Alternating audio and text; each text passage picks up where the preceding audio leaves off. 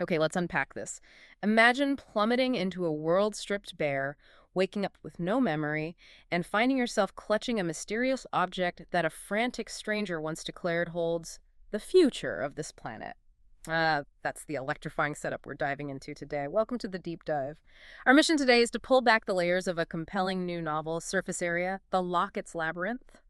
We'll explore its initial mystery, chart the protagonist's harrowing entry into a transformed world, and uncover the stark questions this story immediately poses about survival and purpose. What's immediately striking in these opening pages is how the author masterfully thrusts us in media res, that's a literary term, meaning into the middle of things. Oh. It forces us to piece together a fragmented reality alongside the protagonist. Yeah, The narrative isn't just a linear recounting. It's an artful reveal using vivid sensory details and a non-linear timeline to build suspense and thematic depth, rather than simply telling us what happened. exactly.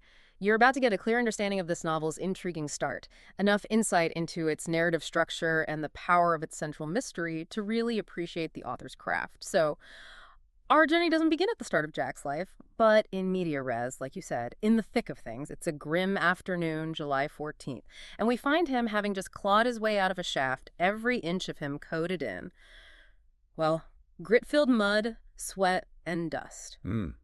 That physical discomfort is immediate, almost suffocating. It is, and it's layered with a profound, dawning loneliness. The text really emphasizes this visceral experience. It describes bits of gravel and dust fall onto my head, roll down my neck and shoulders, turning his bare shoulders and neck into a canvas for grit-filled mud. He recounts struggling, using all the force I can muster to heave the huge hatch-like door up and over. So it's a real physical struggle just to emerge. Definitely. This isn't just dirt, it's described as an overwhelming force, leaving him dirty, angry, and with an empty pit in my belly. Oh. It's an intensely physical and isolating introduction to his new reality. And this immediate plunge into desolation, it creates a powerful emotional resonance.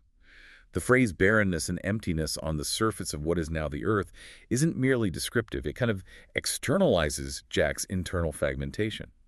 It reflects his profound disorientation and emptiness. Ah, that makes sense. Yeah, the author uses this objective correlative where the barren landscape mirrors the protagonist's inner state to establish a primal connection with the reader. It immediately poses fundamental questions about what has transpired and, what kind of world this truly is. And the desolation doesn't let up. Jack is left screaming internally, utterly alone, surrounded by a landscape he describes as flat, lonely, desolate.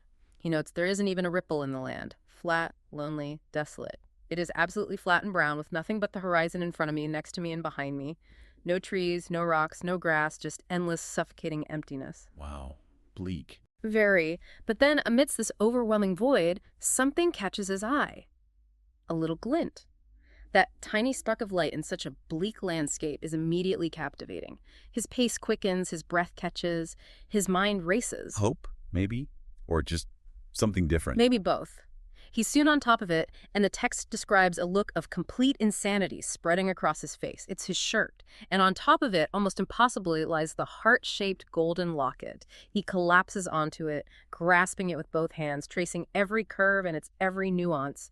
This is the very locket that was lost. Right, the one he was warned not to lose. Exactly, a miraculous reappearance in the most impossible of places. One striking aspect here is the almost cyclical nature of the locket's appearance. Jack resurfaces onto this transformed world, utterly lost and desperate, and then the locket reappears, almost as if by design. You think it's intentional, not just chance? Well, this isn't just chance, I think. It raises a profound question. Is this locket merely an object? Or does it possess an agency, a symbolic power that guides it? Or perhaps him? Its reemergence in this moment of extreme vulnerability is a deeply significant, almost fated event. That cyclical reappearance is deeply resonant. It creates a surge of both disbelief and desperate hope for Jack. It makes you wonder, if you were in his impossible shoes, what would you cling to? What does this reunion imply about the locket's true purpose or even his own? Big questions right from the start. Definitely. But how did he end up in this barren, desolate world?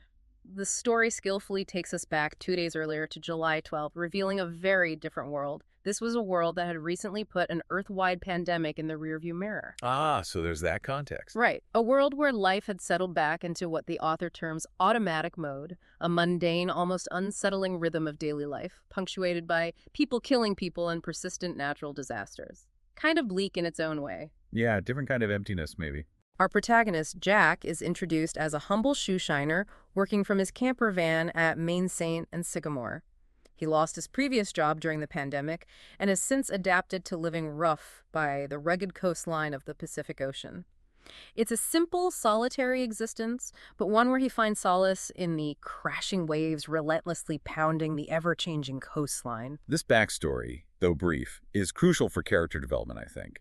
The pandemic isn't the story's main focus, but it establishes a world already familiar with upheaval and a kind of collective numbness. Right. More importantly, it frames Jack as someone who has already adapted to significant change, living on the fringes, his inherent adaptability and his ability to find a measure of peace after disruption. There's subtle hints at the resilience that will be crucial for his survival later. That's a great point.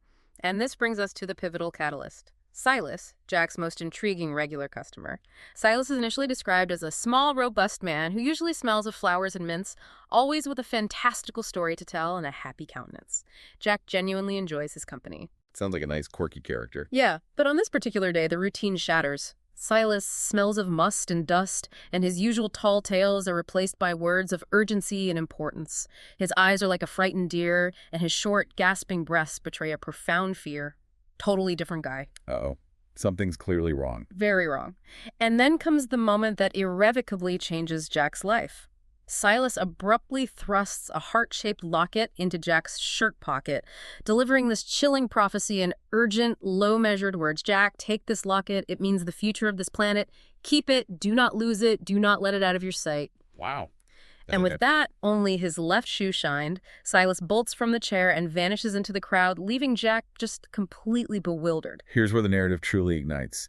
Silas's sudden transformation and his urgent, almost prophetic declaration are the story's narrative linchpin. This locket functions as a classic MacGuffin, that Hitchcock term for a plot device that drives the story forward. Right, the thing everyone's after. Exactly. But unlike maybe a typical MacGuffin here, the phrase, the future of this planet, immediately elevates the stakes to global consequence. It ties Jack's personal fate directly to something far grander. It creates an instant, irresistible mystery for us. It's a powerful moment. I mean, consider the psychological impact of being handed such a profound responsibility by a frantic stranger, especially one you trust. How would you process those words? What burden would that place on you? Immense. Just immense. So back in his camper van, Jack grapples with this heavy secret. He's described as mindlessly caressing the mysterious locket, Silas's words just playing and replaying in the back of my mind. He knows he needs to take a closer look with my eyes, but not yet, maybe tomorrow. That classic procrastination. Oh, that relatable human tendency to defer. Even when maybe the fate of the planet hangs in the balance, it sets up the next turn perfectly, doesn't it? It does, because the next morning, July 13th, a damp, foggy day mirroring Jack's mood. The locket is gone. He frantically searches his shirt. Gone! The locket is gone!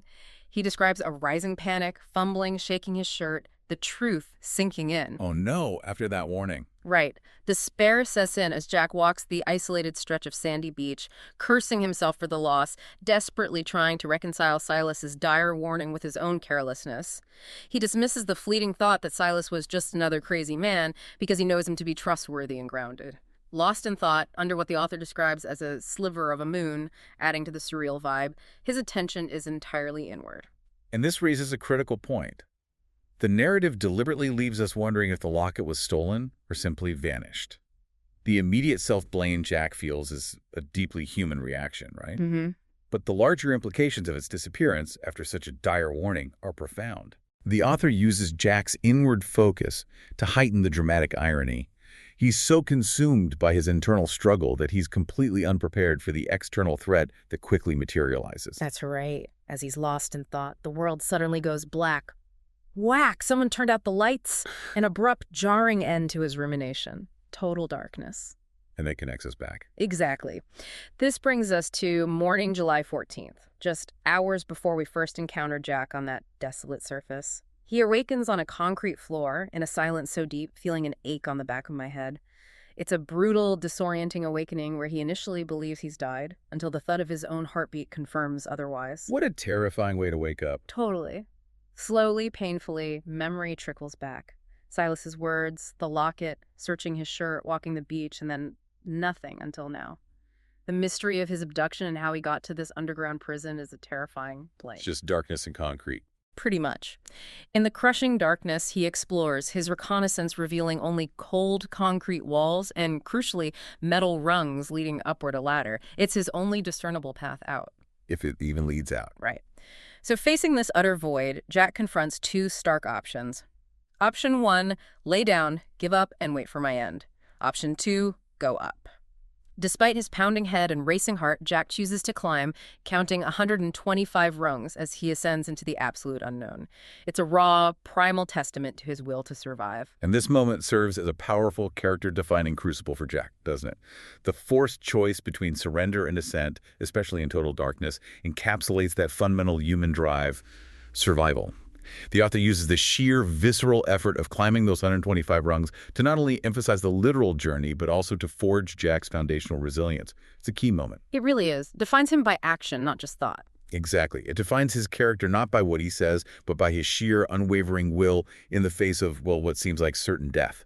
As he climbs, hand over hand, legs burning, sweat pouring, his hand strikes something different, no longer a cold rung, but the underside of a warm hatch, complete with a handle and a bar. He pauses, dread and hope swirling, before heaving the bar up and to the side. There's an audible click and an instant sliver of light that forces me to look away as if looking directly into the sun. That first glimpse of light. Yeah. That blinding sliver of light leading to the barren world we first met him in is a potent symbol of a new, harsh beginning. Consider the sheer willpower and raw trepidation required in that moment, pushing open a hatch to an utterly unknown world after such a harrowing ordeal. It's a gut-wrenching choice for anyone. Absolutely. And what's truly fascinating here is how the story uses Jack's thrilling, deeply personal journey to mirror a potentially global catastrophe.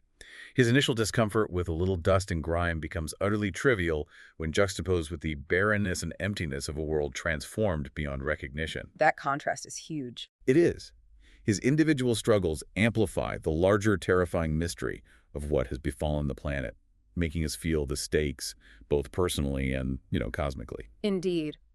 We've seen Jack's world upended, his mundane life violently interrupted by a mysterious prophecy, a theft, an abduction, a desperate climb, and a miraculous reunion with the very object that sparked it all. He's gone from a simple shoe shiner to an unlikely figure thrust into a profound global mystery, literally emerging from the depths into a transformed world. And this narrative progression immediately makes us wonder, especially as Jack lies in the desolation, clutching his locket, and then meets a woman who claims it. The text tells us, "A shadow passes over my legs, up my body, and soon covers my eyes." He then hears the most beautiful voice and the most beautiful words that I have ever heard. Okay, so he's not alone for long. Not for long. A woman with warm brown hair and kind eyes smiles down at him and says, "That locket belongs to me." So the implication here is, what forces are truly at play with this locket and this barren world? And what might the future of the planet truly entail in a place so devoid of life, yet still holding profound secrets and the potential for new, mysterious encounters? It leaves you hanging. It really does. That's our deep dive into the compelling opening of Surface Area, The Locket's Labyrinth. We hope this look at Jack's journey from an ordinary life to an extraordinary, desolate future has left you with plenty to ponder about destiny, resilience, and the power of a single, small object.